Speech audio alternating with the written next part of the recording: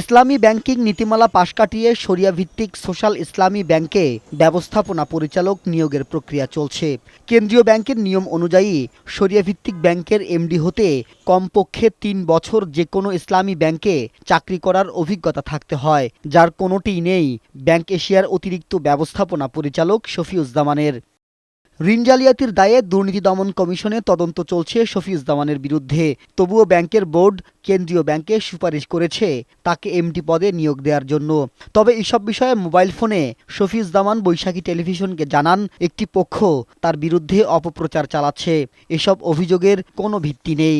আমি ব্যাংকিং করে 30 বছর ধরে এসআইবিএল এ আমার ব্যাপারে আলাপ হচ্ছে। ওখানে একটা গ্রুপ এরা সামহাউ এগুলা নিয়ে শুরু করেছে। এটা আমি একটা হ্যারাসমেন্টের মধ্যে দিয়ে যাব। শুধু আমাকে এই একটা ইয়ার মধ্যে করতেছে।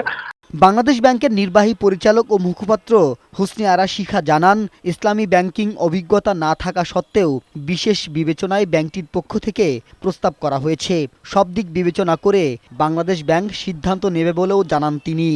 আমাদের কাছে প্রস্তাবের অনুমোদন এসেছে, আমরা দেখছি বিষয়টা। যদি মনে করে অনাপত্তি দেওয়া যাবে তাহলে বাংলাদেশ ব্যাংক অনাপত্তি দিবে। নীতিমালার বিষয়টা বিবেচনার বিষয় আছে অবশ্যই। এখন কেউ যদি না পাওয়া যায় এরকম, তখন কি করবে? ব্যাংক চালাইতে হবে না।